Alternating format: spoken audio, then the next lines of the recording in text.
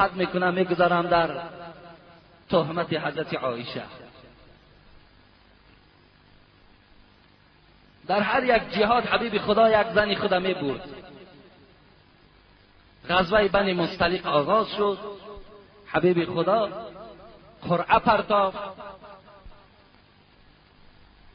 قرعه را عایشه یافت و همسفر این غزوه بنی مصطلق عایشه شد. حبیب خدا وقتی که در راه عایشه میگوید می رفتیم هر جایی که اگر استراحت اختیار میکردند، من در کجاوه سوار بودم. کجاوه را میدانید، بالای اشترها و بالای اسبها یک خانچه میکنند و همون خانچه را بالای اشتر بار میکنند، در داخل او آدم است. از داخل کجاوه خود میفرامدم باز تا زمانی که حبیب خدا امری به سوار شدن میکرد. این حادثه را حادثه افک میگویند. افک در قرآن افک یاد میشود، حدیث افک میگویند. یعنی مقصد از افک بهتان دروغ، حادثه بهتان دروغ. خدا پرده کند. در دعاها ما حتی میگفتیم خدایا ما را از تهمت بدی ناگهان نگه دار. اینا به خدا وجود دارد، تهمت کردن وجود دارد. یک آدمی که صاف و خالص است تهمتش میکنند.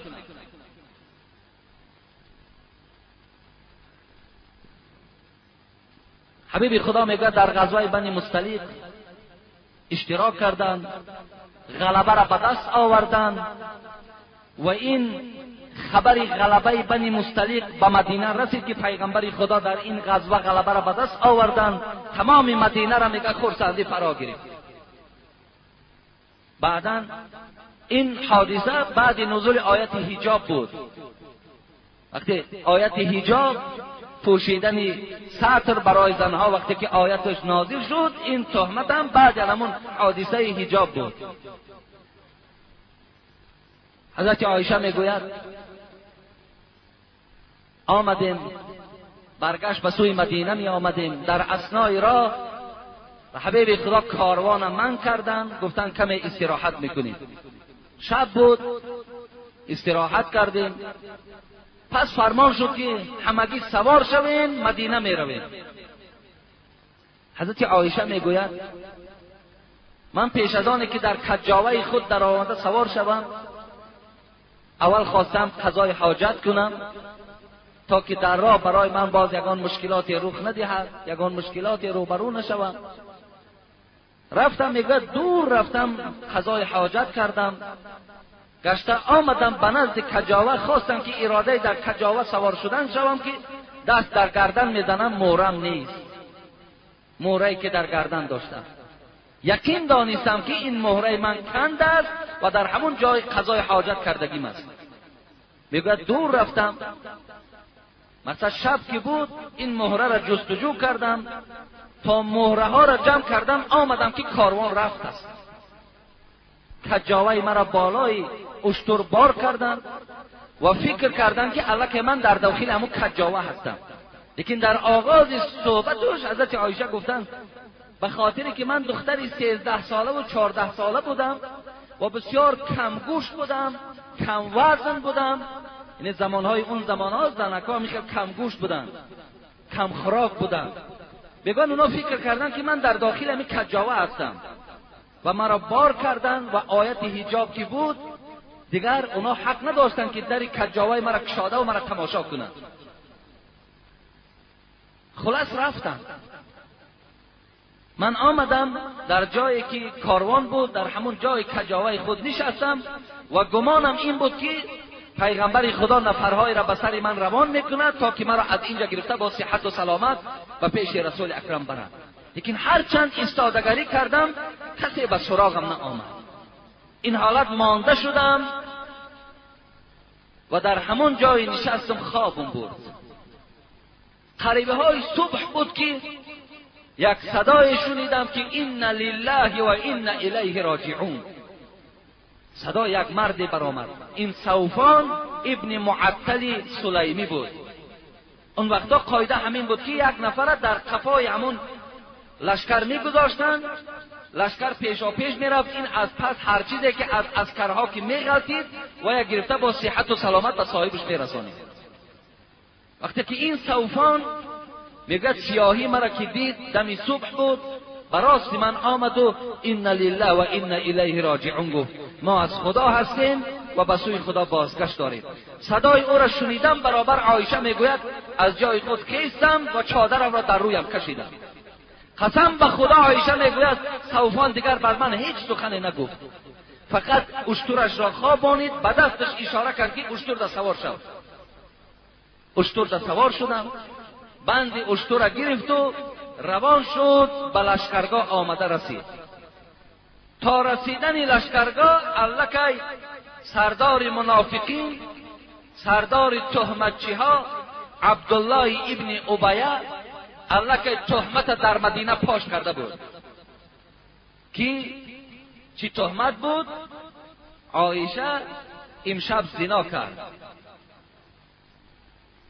همراه حسان ابن ثابت که این شاعر پیغمبر بود،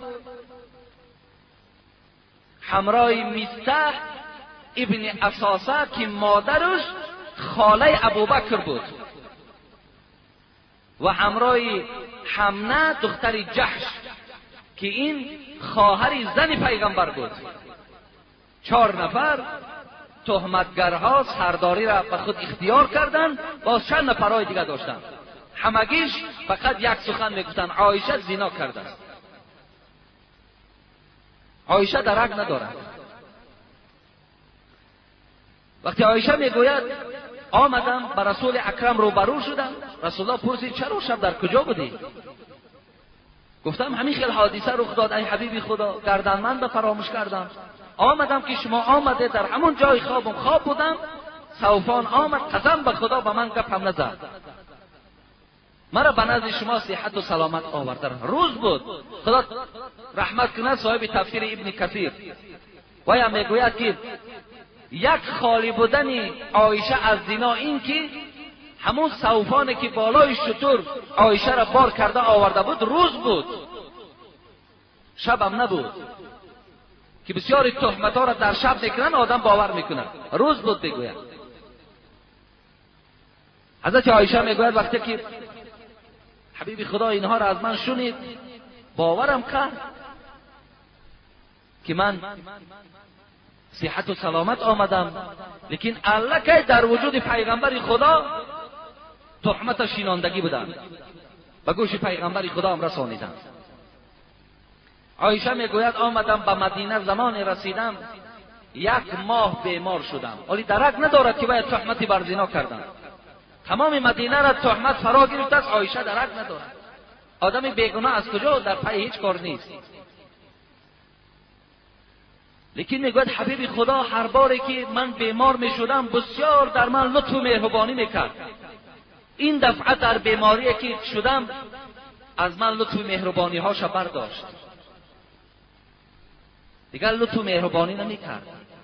خانه من میدر آمد فقط میپرسید چگونه هستند، حتی نمیپرسید چگل هستی ای عایشه، چگونه هستند.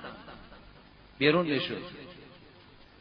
عایشه میگوید من تعجب میکردم که این حبیب خدا اینقدر من محبوب زن او بودم، اینقدر احترام داشتم، چرا برای من لطف و مهربانی ندارد؟ احساس میکردم لیکن در تعجب میآمدم. آخرهای ماه بود که میگوید درست شدم، تنم به درد شد. و ناگاه میگوید مستح، انمون مستحی که فرزند اساسه بود، گویا مادرش خاله ابوبکر بود، بچه خاله ابوبکرم تهمتی به دختر ابوبکر زد. میگوید مادر همین میگوید پیشم آمد و میگوید گفتم ای مادر مستح، خوب میشد که یک قضای حاجت میبرآمدیم. عایشه میگوید از این شب به شب دیگر 1 بار ما قضای حاجت میرفتیم به خاطر کم خوراکی شد. و میگوید در نزد خانه ها ما حاجت خانه نمی ساختیم مثل عرب های جاهلیت. قضای حاجت ما در صحرا میشکستیم، دور از خانه ها میرفتیم و در دور میشکستیم. این مستح، مادر مستح با من همراهی کرد. وقتی در راه صحرا می رفتیم برای قضای حاجت، و ناگهان میگه چادری دراز داشت.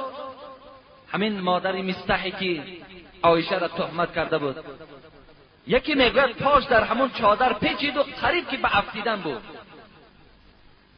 در همین حالت افتیدنش همین مادر مستح چی گفت؟ گفت خدا مستح را هلاک کند. عایشه میگوید وقتی شنیدم که مادر در حق فرزند خود دعا کرده ایستاد که خدا مستح را هلاک کند، ناراحت شدم. گفتم ای مادر مستح، آخر مستح اشتراکی جنگ بدر هست، چرا در حق وی دعای بد میکنی؟ گفت ای زن نادان، تو آیا بیدرک هستی که مستح تو را تهمت به زنا کرده است؟ تو میدانی که همین بچه من تو را تهمت به زنا کردگی است. عایشه میگوید با شنیدن این سخن موی از بدنم خیست. گفتم چگونه مرا تهمت بر زنا کردن؟ میگوید یکایک همگی شود. مادر مستح میگوید به من حکایه کرد. عایشه میگوید اثنای راه بود، به جایی که ما قضای حاجت نشستیم رفتم، قسم به خدا از غم میگوید دیگر قضای حاجت کردن نتوانستم. از اونجا میگوید برگشتم آمدم به خانه. همان شب میگوید برای من شب نبود، تا روز میگوید گریه کردم، حتی صبح آب اشک چشمم خشک نمیشد. رسول اکرم صلی الله علیه و سلم میگوید نزدم آمد، دید که حالم خیلی دیگرگون است. اینقدر پرسید که خیلی هستند، دیگر چیزی از من نپرسید. و از پیغمبر خدا درخواست کردم ای حبیب خدا اجازت نمیدهی که پیش پدر و مادرم روم. عایشه میگوید برای آن من این اجازت از پیغمبر خواستم که تا که پره این حادثه را از زبان پدر و مادرم شنوم. رسول اکرم صلی الله علیه و سلم در جواب عایشه چی گفتن؟ گفتن تو اختیار داری رفتن بگیر. عایشه تماما دگرگون شدم. از جای خود خیستم، خانه پدر و مادرم رفتم. وقتی با مادر خود روبرو شدم گفتم ای مادر عزیز، چی گپ هاست در شأن من؟ در راستی من چی گپ هاست؟ نگاه مادرم گریان شد و گفت ای عایشه، هر دختری که اگر زیبا باشد و او در نزد شوهرش محبوب باشد و زن او با شوهری او باز بغیر این زن دیگر زنها داشته باشند، زنهای او در حق این زن محبوب هر سخن میگویند. دخترم بی پروا باش، صبر کن، عاقبت کار بخیر است. گفتم مادر، الحال تمام مدینه را آوازه پخش شده است که من زنا کردم؟ گفت بله. در تمام خانه مدینه الکی تهمت زنای تو صدا میدهد. عایشه میگوید باز همان گریه های شب مرا فرا گرفت، ناراحت شدم، خیلی گریه کردم، آنچنان گریه کردم گفت که قسم به خدا از دم صبح دیگر اشک در چشمهام نماند، چشمهام خشک از آب چشم شد. این زمان بود که رسول اکرم صلی الله علیه و سلم حضرت علی را با همراهی حضرت اسامه ابن زید پیدا کرد. گفت ای علی، ای اسامه، من شما را برای مصلحت فریاد زدم. تو چی مصلحت داری ای حبیبی خدا؟ گفت آیا همین عایشه را سر دهم یا سر ندهم؟ حضرت اسامه گفتند اگر از من پرسی من از پاکی خانه تو خبر میدهم. آن چیزی که بالای خاندان تو تهمت آوردن، خاندان ابوبکر ده آوردن، همگیش علی رسول اکرم تهمت است، من باور ندارم. من فقط پاکی و پاکیزگی و اخلاق حمیده و حیای حضرت عایشه را میدانم و خلاص. حضرت علی گفتند ای حبیب خدا، خدا برای تو زنم محدود نکرده است، بگیر دیگر زن. حضرت علی گفتند. لیکن خوب می شود که آن خدمتگاری که عایشه دارد سیر و سودای وی از خدمتگارش بپرس، وی همش میداند. رسول اکرم خدمتگار عایشه را فریاد زد، بریره نام داشت. گفت ای بریره، گفت در حق عایشه چی میدانی؟ چی کارهای نادرستی وی میدانی؟ برای من خبر بده. بریره خدمتگار عایشه گفتند ای حبیب خدا، عایشه بسیار دختری خوب است، بسیار دختری نیک است، بسیار دختری پاک دامن است، فقط یک عیب دارد. عیبش همین است که وقتی که خمیر میخیلد در پیش همان خمیر سری خودش میماند، وقتی که خواب میکند گوسفند و مرغا آمده خمیر شکی خورند، از خواب بیدار نمیشود. اینقدر عیب دارد که این عیب نیست، زیرا که وی جوان دختر است، وقتی خواب کردنش است. همین قدر عیبش میدانم و خلاص. رسول اکرم ناراحت شدند. از هر جا صدای فقط نیکی عایشه می آید و خلاص. بالای منبر برآمد، گفت کی مرا در پاکی خانم یاردم میدهد؟ کی علیه عبدالله ابن ابیه ابن سلول منافق مبارزه میبرد؟ کیست؟ اگر سعد ابن معاذ انصاری که از قبیله خزرجی ها بود از جاش خیست. گفت پیغمبر خدا، من در قبطت میستم.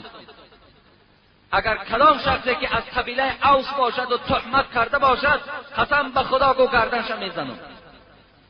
بناگاه از بین قوم سعد ابن عباده خیست. گفت ای سعد ابن معاذ، تو دروغ گفتی، تو کشته نمیتوانی. گفت بچه عمکی سعد ابن معاذ از جاش خیست و پشتیبانی و یک کرد. یک غلغله مسجد صدا گرفت، فرا گرفت. رسول اکرم که زنده و حیات بودند این غلغله را پس کردند. قریب بود که بین این دو قبیله اوس و خزرج جنگ و کشتار برپا میشد. این زمان حبیب خدا از منبر پایان شد و خانه عایشه رفت. عایشه همراه یک زن دیگر و پدر و مادرش در خانه نشسته بود. حبیب خدا گفت ای عایشه، گفت من از تو سؤال دارم. اگر در این کار بد دست زده باشی به سوی خدا توبه کن، خدا تو را میبخشد. لیکن اگر پاک باشی، پاکی تو را خداوند برای من خبر میدهد. عایشه میگوید از این سخن پیغمبر خدا آنقدر پر تأثیر شدم که به مادرم اشاره کردم که جواب سخن پیغمبر را بگوید. مادرم گفت من چیزی گفتن نمیتوانم. پدرم اشاره کردم در جواب سخن پیغمبر چیزی بگوید. گفتن به خدا قسم ما دلاور نمیشیم در جواب پیغمبر خدا چیزی بگوییم. عایشه گفتن من پاسخی رسول اکرم میدهم. من گفتن دختری جوانم، نه اونقدر قرآن زیاد خواندم، لیکن ای حبیب خدا اگر الحال من میدانم که از تهمت است، میدانم که پاک هستم و روز از روزا خداوند پاکی مرا برای تو خبر میدهد، لیکن اگر الحال گویم که من پاک هستم و خدا میداند که من پاک هستم، گویم پاک هستم، تو باور نمیکنی. لیکن اگر گویم که من بر همین زنا رفتگی هستم، این جنایت کردم، حالا که خدا میداند که من پاک هستم، ای حبیب خدا تو باور میکنی.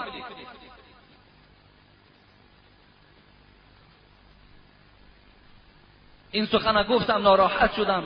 در پهلوک میگوید بستر خوابم بود، همون بالش در نزدیک کشیدم، سرم گذاشتم و خواب کردم. پیغمبر خدا از جاش ناخیسته، پدر و مادرم از جاش ناخیسته که یک لرزه پیغمبر خدا را فرا گرفت.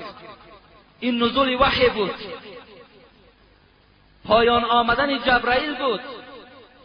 همین زمان بود که میگه پیغمبر خدا را لرزه فرا گرفت. دانستم که وحی از آسمان و پیغمبر آمده ایستاده است.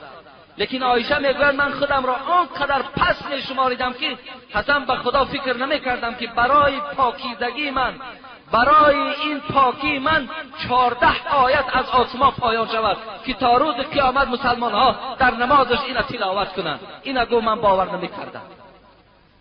فقط فکر میکردم که در یگان خواب پیغمبر شاید که پاکی من برای او خبر داده شود و بس.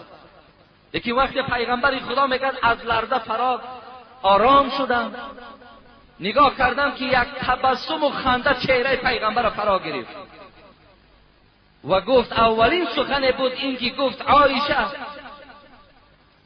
خدا تو را رحمت و مغفرت کند، الحال 14 آیت از آسمان برای پاکی تو نازل شد.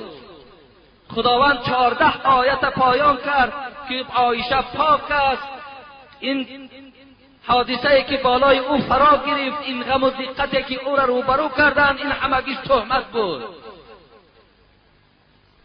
پدر ابوبکر، مادر ابوبکر آنچنان خرسند شدند و مادر عایشه میگد عایشه را چی گفتند؟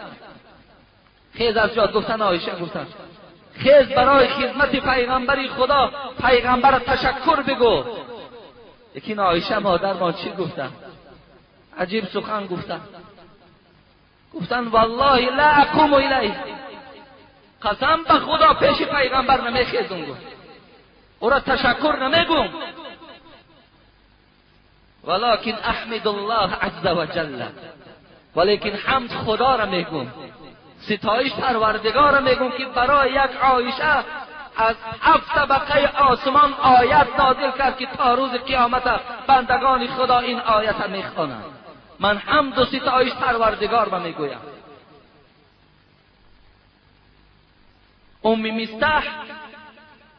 مستح که بچه خاله ابوبکر بود، یکی از اعضاهای تهمتگران بود. ابوبکر از جای خود خیست و گفت